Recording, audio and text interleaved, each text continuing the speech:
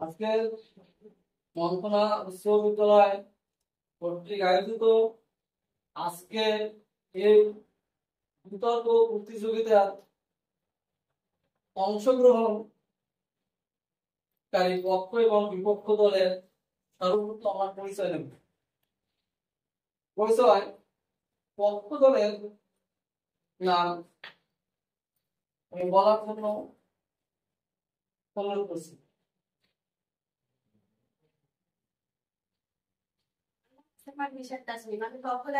প্রধান বক্তা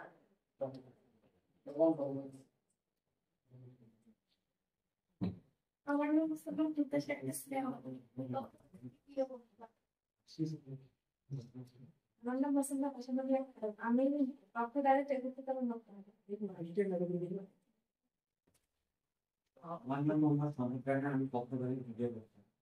ধন্যবাদ পক্ষ দলের সকলকে। এবার আমরা বিপক্ষ দলের যারা অংশগ্রহণ করবে আমরা এক এক করে তাদের নাম বলতে চাচ্ছি।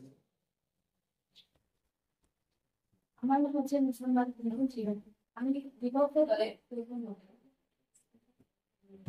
আমার নাম মুসলমান আমি বিপক্ষ দলের দ্বিতীয় বক্তা। আমি 10ম শ্রেণীর একজন শিক্ষার্থী।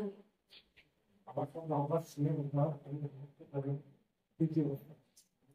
আমার নাম মোহাম্মদ নাহিদ, আমি বিপক্ষ দলের চতুর্থ বক্তা। ধন্যবাদ বিপক্ষ দলকে তার পরিচয় দেওয়ার জন্য। এই অনুষ্ঠানের আরো রয়েছে মন্ত্রণা উচ্চ বিদ্যালয়ের প্রধান শিক্ষক জনাব মোহাম্মদ জাহিদুল ইসলাম মডারেটর এবং আরো অন্যান্য শিক্ষক শিক্ষিকা রয়েছে। বিচারক মণ্ডলীতে রয়েছেন জনাব মোহাম্মদ সাদারুল ইসলাম, জনাব মোহাম্মদ রুহুল ইসলাম, জনাবা তাসমিমা আক্তার এবং আমি মোহাম্মদ আজহারুল ইসলাম। এখন আমরা মূল প্রতিযোগিতার চলে যাব।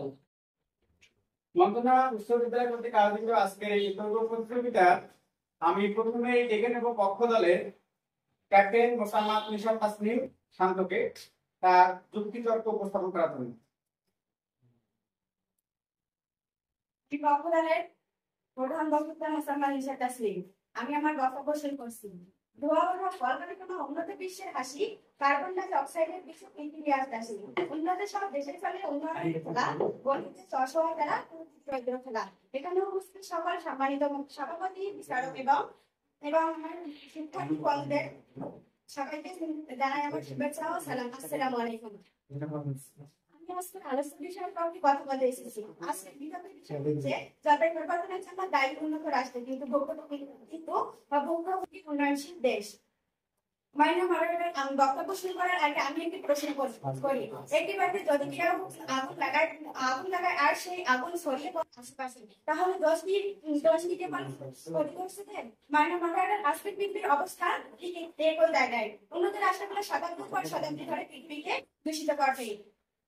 আর আজ তার ভোগান্তি পোহাতে হচ্ছে উন্নয়নশীল দেশগুলোকে। প্রথমত ইতিহাস ও দায়বদ্ধতা। শিল্প বিপ্লব শুরু হয়েছিল ইউরোপে 50 সাল থেকে শুরু করে, সেই সময় থেকে শুরু করে আজ পর্যন্ত গ্রিন হাউস গ্যাস এমিশন 80% বেশি হয়েছে প্রধানত রাষ্ট্রগুলোতে।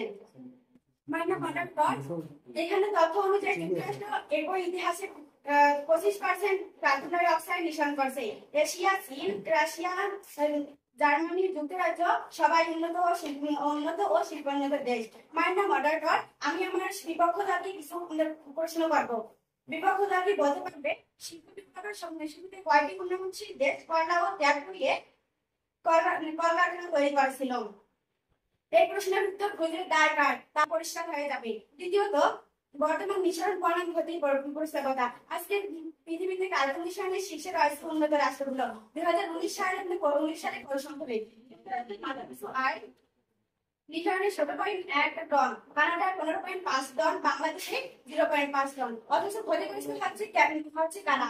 মানুষের মধ্যে যাদের নদী, ভবনগর, ঘূর্ণিঝড়, বন্যা, লবণাক্ততা পৃথিবীর বছর লক্ষ লক্ষ মানুষের ঘরবাড়ি আছে। মালদ্বীপ, দুবাই, মিয়ানমার, নেপাল বিপর্যয় সবচেয়ে বেশি আক্রান্ত। প্রশ্ন 2, বিপক্ষ দল কি বলতে পারবে যে কম নিঃসরণকারী দেশগুলো কেন সবচেয়ে বেশি ক্ষতিগ্রস্ত হচ্ছে? উন্নত দেশগুলো বিচারিত ও অর্থনৈতিক দায়। উন্নত দেশগুলো আজ জলবায়ু পরিবর্তনের ক্ষতি স্বীকার করলে ও বাস্তবে কোনো কার্যকর নেওয়া হয়নি। উদাহরণ হিসেবে বলা যায় COP26, COP27, COP28 সব জায়গায় লস এন্ড ড্যামেজ ফাউন্ড এর প্রতিশ্রুতি। বাস্তবে দেখা যায় প্রতিশ্রুতি $100 বিলিয়ন মধ্যে মাত্র 20% অর্থ সার্ভ হয়নি।